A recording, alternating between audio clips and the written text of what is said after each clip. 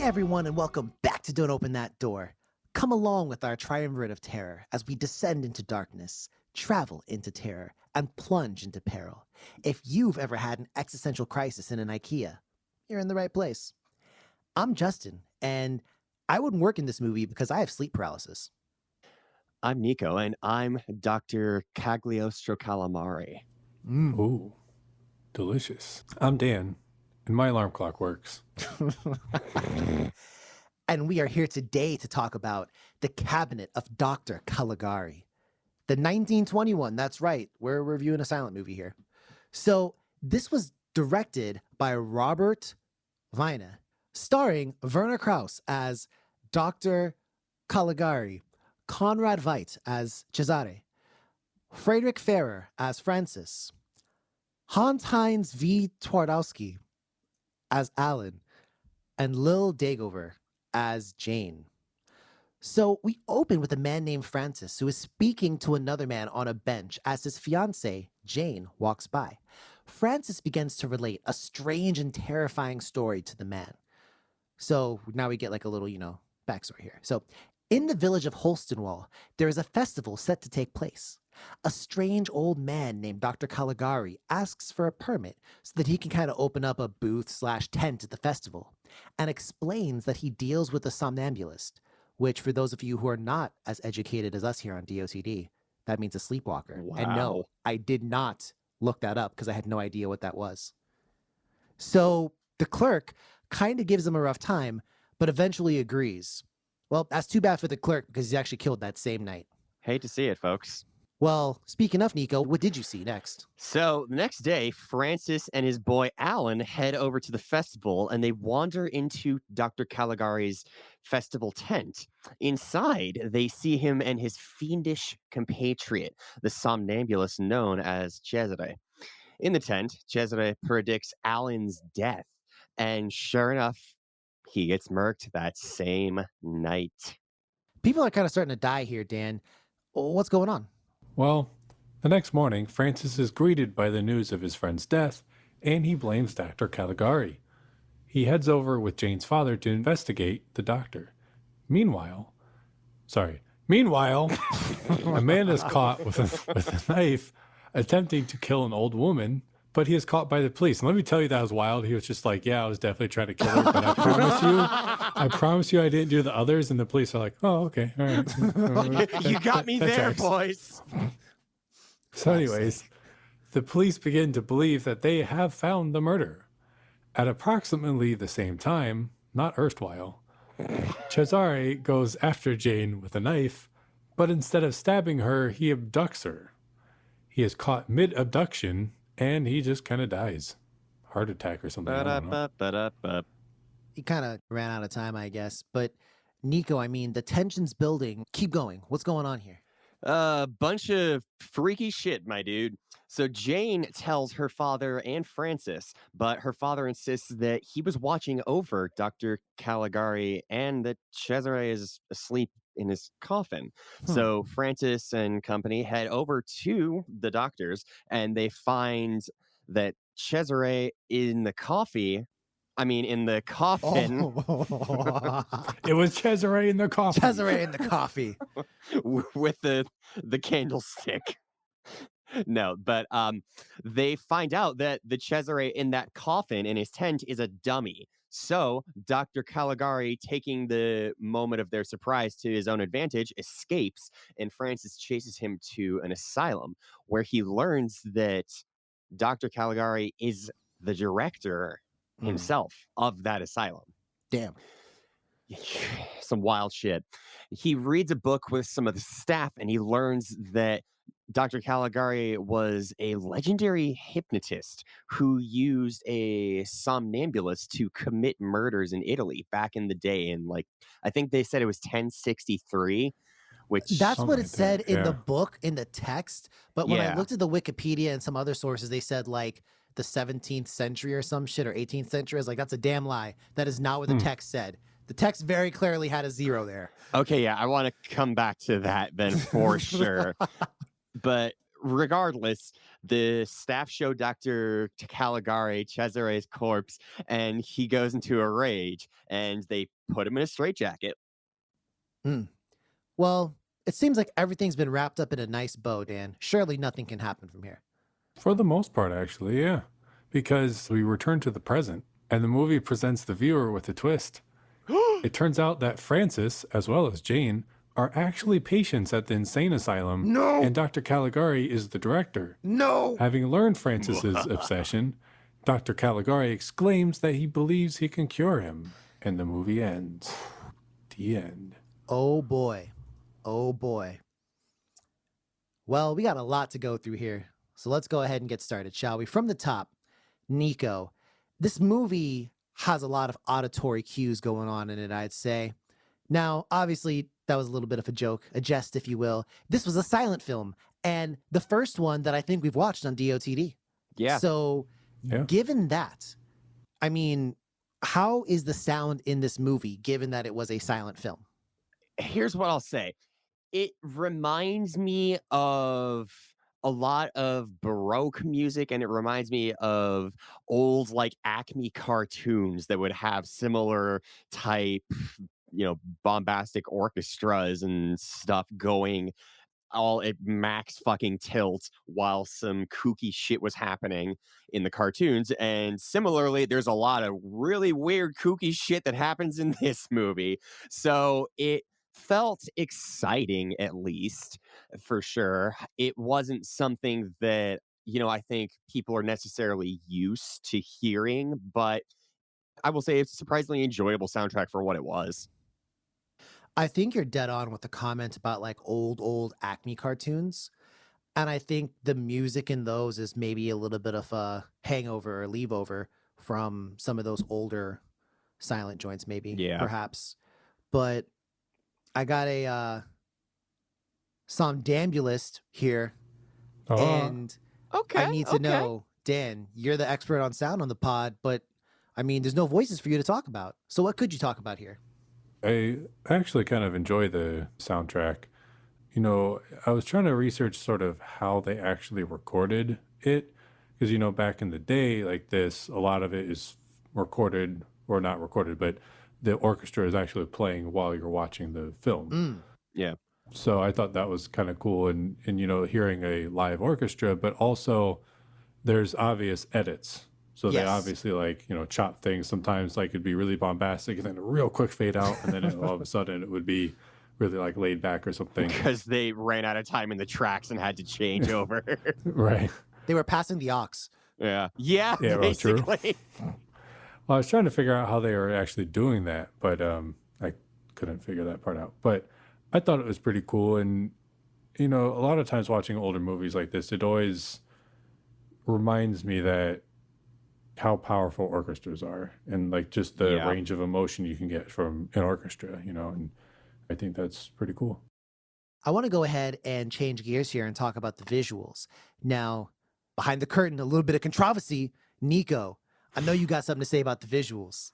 Hit me. Yeah, so this, in the varied options that you have to watch this, my humble recommendation, oh dear listeners, is that you do not watch this on Tubi, because it looks like it was ran through a Tubi sock.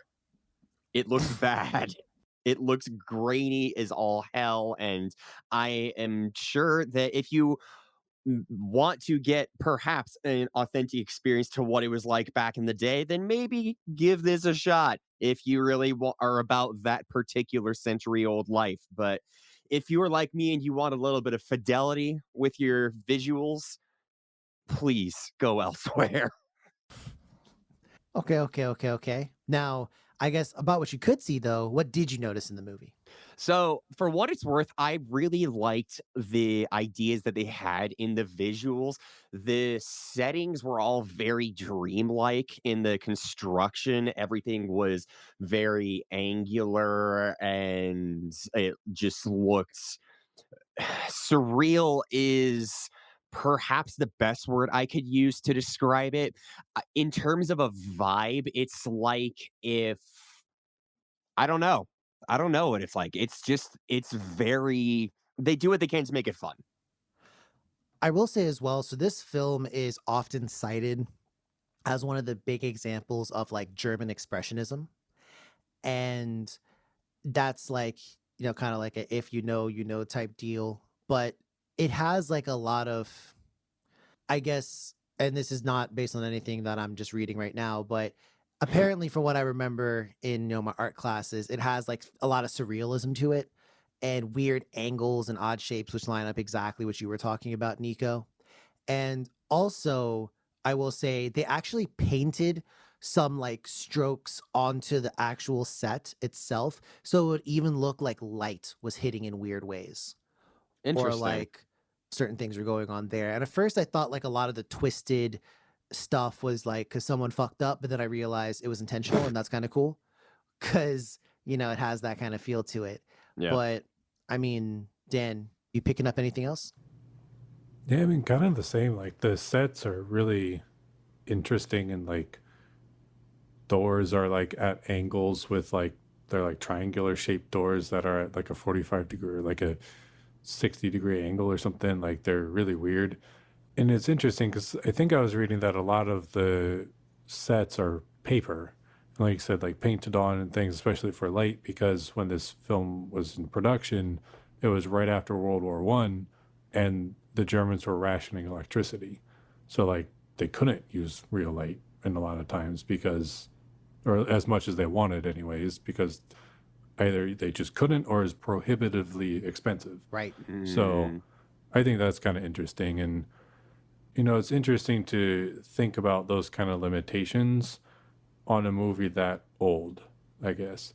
At least in my head, sometimes I think, oh man, the limitations are just that technology wasn't what it was today. But I mean, 50 years from now, people are going to be saying that about the movies that we come out with today. So like, it's interesting to put myself in the shoes of back in that, 1920 era and go, oh man, there's real world things that influenced the creation of this film. yeah. Like obviously, but I just don't think about it sometimes. Nah, I mean that's totally fair. That's totally fair. So next up, and Nico, I got a quick question for you here. Okay, Nico, okay. where was the first country where they, did the limbo with the stick and everything else like that? I'm just gonna go completely left field and say Thailand. It was actually Trinidad, but being the Mm, first It's the other T one. yeah. doesn't always make you the best, although it does Okay, for okay. Trinidad and Limbo. And Oh I say wow. this to Mm. say this movie is often noted as being the first horror movie. Now, given that background, what do you think this movie is? If you had to put this in a category, what is this movie? So this has been something that has been brewing over the course of the just past few minutes that we've been talking, but just follow me here. This is a movie that has a somewhat non-linear nature of sort of just the narrative. It has a questionable sort of sense of trust between you, the audience, and it. It has a whole bunch of like mind fuckery. What if this was in fact the first psychological horror?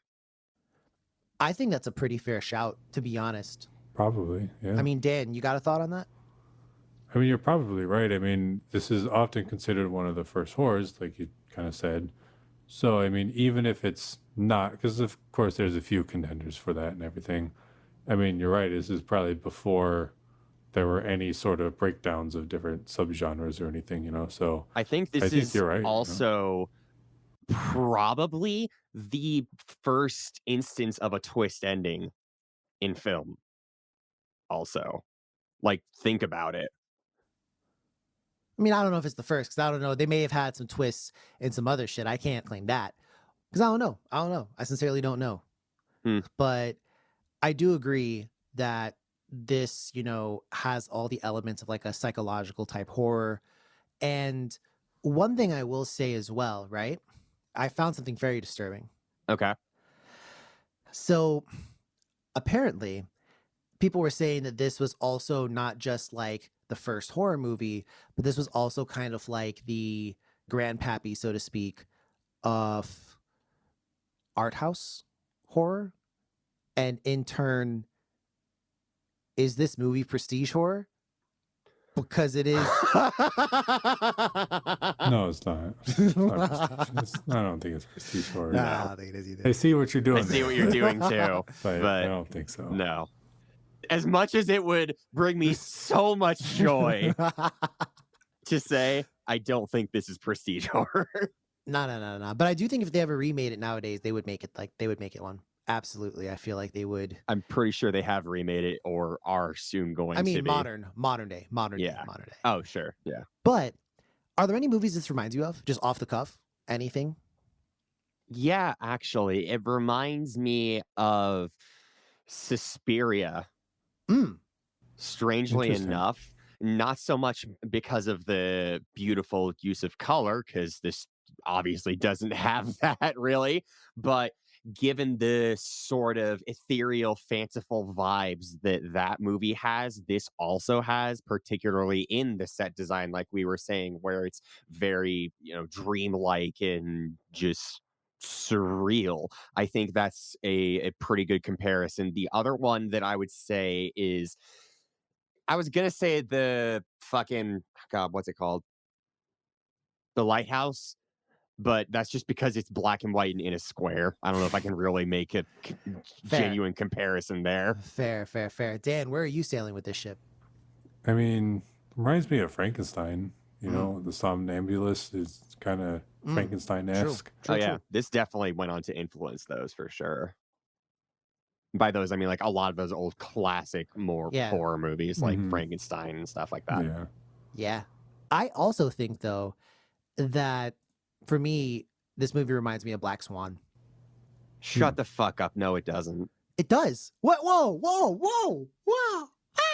Why the attack on your boy Okay, Justin? go on. Sure. The innocent I have complete and total good faith that you are not fucking with me on this. Go on. I'm not. No, Okay, I'm just all saying right. It reminds me a little bit of Black Swan because I feel like, and this is something that I've always said we should review for the pod, but I think that just like the general kind of, I guess, doubt and delusion, and especially the end where it turns out, like he was wrong the whole time, and like the constant tripping out scenes, it evoked memories of Black Swan for me personally. Interesting. Okay, no, that's actually completely valid. I'm sorry. Kind of feel like I didn't really get a lot of doubt or anything because like they don't doubt it until the last 2 minutes. And then it's like, oh shit. Well, like, I mean, plot like twist, there's the little piece where, like he's telling everyone, oh, I think it's Dr. Caligari, and he couldn't have done it because I was watching this, or like I was watching over this. True. And then like, True. especially in the last like 20 minutes or so, we really enter like a circle of like, I don't know what's real and what's not. Yeah, that is true. Particularly once we find out that, was it Francis that turns out to be a mental patient? Yes. So real quick, like this is 100-year-old movie, right? 100 plus now, actually. Yeah, which is wild. It's no sound, no talking. So, I mean, what's it like? What's it like viewing a relic from the past like that? I thought it was kind of interesting, but it kind of distracted me from the movie a little bit because I kept finding myself thinking like, oh man, how did they do that back then? Or, oh, I wonder what it was like to create this or something. And like I said earlier, like thinking about like how did they record the audio for it and the exactly. soundtrack. Like I found myself just thinking about that kind of stuff a little bit more than paying attention to the movie. So that's obviously a personal problem, but it was like, I mean that in a good way too, because like I was intrigued, Nah, I mean, that's totally fair. That is totally fair. I think from my perspective, I love watching like old movies. And I will say this. I think the no sound, this is the longest I've gone with seeing a movie that has absolutely no dialogue. I've never seen like an hour-long movie with no dialogue at all, like none whatsoever. Like I've seen movies with very limited dialogue, but this like, and not just dialogue, but also like sound from like things happening around and stuff like that. Like it strikes a weird tone with me almost, And that's very tough. And it's, for me personally, that was the biggest, I think, detractor for me. Just like not even dialogue so much, but like sound, like the sound of a footstep or opening a door or Yeah. something else like that. It always puts me in like a weird kind of headspace. And yeah, but I mean, it is cool though at the same time to see like, how far we've come. I definitely feel you there, especially on the like kind of wanting for just the subtle things that we don't think about as often. Like, I can guarantee you in every other movie, well, maybe not every, but nearly every other movie we reviewed, we haven't talked about like, man, it's weird that I couldn't hear them walking. Right. Yeah, Like that's it's true. just subtle things that when they're not there, you don't realize it until it's gone kind of thing. Yeah, It's no. almost like if you're sitting in a room when the air conditioning just suddenly goes off and all that just ambient noise goes away and you're like, "Oh fuck, this is actual real quiet." That's kind of like what it is watching this. So let me go ahead and I want to say this real quick. It's hot take here, but seeing like the visuals and then every now and again there'd be like a cue card. Like some parts of it kind of reminded me of a visual novel, bro. I swear. Like Yeah, kind of. I felt like it was like a visual novel type shit, you know what I mean? On some real weebery as it was. But also one more thing I did want to bring up real quick before we got to the what would you do type section. So this movie actually has some really interesting, I guess, kind of themes to it. And particularly, and it's kind of honestly scary in its own right. But one of the biggest themes of this movie is just talking about, and some of this is, of course, taken from different sources, including Wikipedia that I've read. But basically, the two people who wrote this movie, it was said that they were pacifists after, and they had some experiences with the German military in World War One. And this movie is very anti-authoritarian in nature.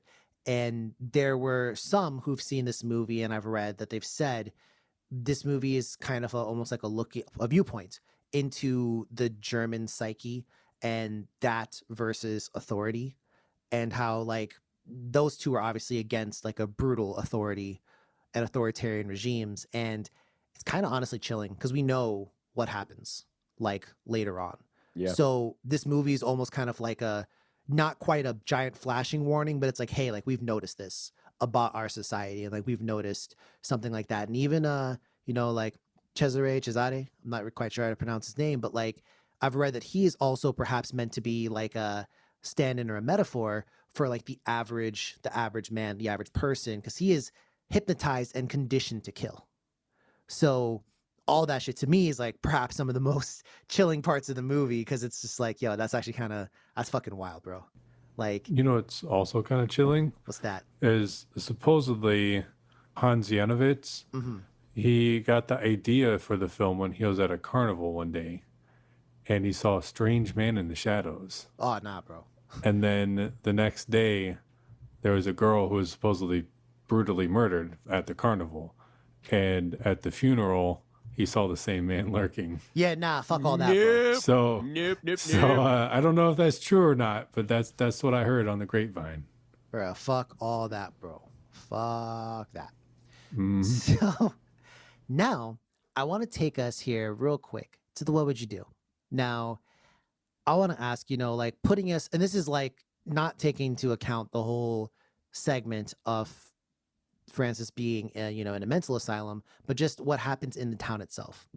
So, what would you do if, you go to see this dude and he's kind of like a hypnotist and he's got a somnambulist there, and the somnambulist, I guess, is supposed to be giving you predictions, right? He prophesizes things, and you talk to him and he's like, "You're about to get murked." What would you do? I would call him for being a lying crock of shit because that's not what a somnambulist fucking is. A That somnambulist is someone who like does like some sort of physical activity in their sleep, not like tells you your fucking fortune out of a fortune cookie or through some sort of mind control. But, like that's not at all what it is. I also think if this dude was like, hey, I sleep a lot, and then tell you your future, I would just hit up Nico and be like, yo, what's in my future, bro? What's gonna happen to me? And like, side note, why would one people, you go into a town and you're like, hey, I got this tired motherfucker. He's about to wake up. Come take a look. Everyone would be shit. like, Shit. No? Is this a bit? Are we about to have a flash mob? No. No one would be going to that attraction. The amazing stories of the tired guy. See, I was curious because there's the legend of Dr. Caligari, who in Italy he used like a somnambulist to kill people, and I'm like, I feel like that's too many steps. Like, literally, you hypnotize a dude into sleepwalking and doing these crimes, which I guess the only way that could be kind of cool is if you're using it for like, they'll never suspect it was me, the hypnotist. And so like, he's just really hypnotizing dudes into committing crimes for him. Like, that could be kind of cool, but it's just like one dude. And also, again, put it in clear perspective. Like, Cesare, like, I don't know how or why he dies. Like, he literally is just like, oh no, I've run out of power. And then just like drops. And I was like, oh, maybe he really went to sleep. But I don't know. Apparently he's went dead. To the big sleep. Dude. Is it just me, or does Cesare look like he could be in an emo band? Oh, hell yeah. Hell yeah. Yeah. Just like pale face with the comb over. He has kind of almost like the eyeliner almost in his eyes too, bro. And black lipstick and shit. Yeah, I was like, hey, there you go. There you go. Well, I think that's fair. I think those are worthy ideas. But now, and Nico, all right, well, I have no fucking clue what this got. So, like, don't even bring that bullshit. I have, honest to God, no fucking idea what this got. As you know, Nico has been cheating on the podcast week after week just saying like what he thinks the score is. And then like once or twice he'll get it wrong just to put me off. But it's okay. I'm on to him. And this week's threat against Nico's life is if he gets this right, I am literally, he's talked about it on the pod before, but I'm literally gonna, this dude put calamari in my words. I'm gonna put calamari down his throat if he guesses this one right. So that's my weekly threat against Nico. And we'll leave it at that. So between Dan, the warrior of good and justice, and Nico, this evil motherfucker, what do you guys think this got? No pressure. You're reading this off of Rotten Tomatoes, right? This is Rotten Tomatoes. All right. So I'm going to say pretty fucking high. I'm going to put it at 89. Mm-hmm. I'm going to put it at, see, I'm feeling positive, but not that positive. I'm going to put it at a 74. Okay. Nico lives once again, audience. This movie is sitting at a 99% fresh from the critics on Rotten Tomatoes. Well, 99%. Okay. Dan, you nailed the audience score straight on, 89% from the audience. Also, interestingly enough, they have the release date here listed as 1919, but who knows? In any case, I want you to go ahead and give me your thoughts on the movie and just generally, again, like, what was it like? Like, what's it really like, you know? And then tell me, you know, your number, your score as it was. Who wants to go first? I'll go. I thought it was an interesting experience. To me, I don't quite want to say classic kind of a story necessarily, but, you know, you get the carnival, somebody at the carnival is fucking around, whatever. I enjoyed it. I definitely think it's a piece of history, movie history. And for that, I give it some props. I didn't love it. I thought it was good, but I'm going to give it a 78. I'll go next. And from my perspective, Dan, I agree with a lot of what you just said. And to be honest, this is one of those that I like more after talking about it. And I think there's a lot, if I knew more about German expressionism, that I could probably dissect about this movie. If I was more historically in tune with some deeper facts and lore, I could probably get more out of this movie as well. But I think for the time being, to keep it real with y'all, this might be the oldest thing we ever watch on this podcast. Yeah. Because this came out before Nosferatu.